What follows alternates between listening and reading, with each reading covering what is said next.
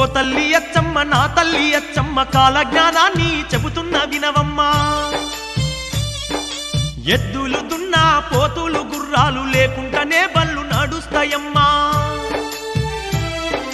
నీళ్ళలోన ఉన్న శక్తితో దీపాలు వెలిగే దినములొస్తాయమ్మా.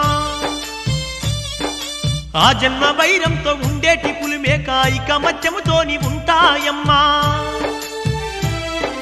మెదడు వాపుతో గుండె వ్యాధితో లక్షల్లోన జనము చచ్చిపోతారమ్మా. మునుముందు జరిగే వింతల్లి గనవమ్మ నేను చెప్పేవన్నీ జరిగి తీరుతాయమ్మా. ఎంపలి చెట్టుకు నిచ్చళ్ళు వేసే మరుగుజ్జులే పుట్టుకొస్తారమ్మా. కలికాలం మధ్యాన కపట స్వాములు జనుల సంపదను దోచుకుంటారమ్మా. కాలజ్ఞానములోని ఏ ఒక్క మాట పొల్లుపోకుండా జరిగి తీరునమ్మా.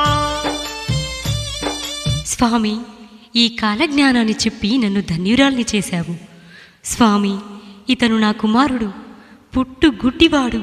వీనికి చూపునిచ్చి వీడి జీవితంలో వెలుగు ప్రసాదించి మమ్ము ఆశీర్వదించండి స్వామి.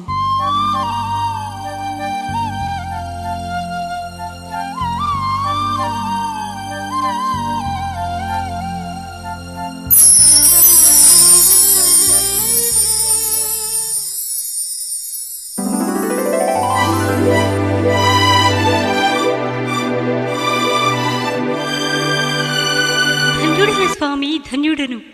సర్వేంద్రియానాం నయనం ప్రధానమంటారు. చూపు లేక నేనెంత కోల్పోయానో చూపు వస్తే తప్ప నాకు తెలిసిరా.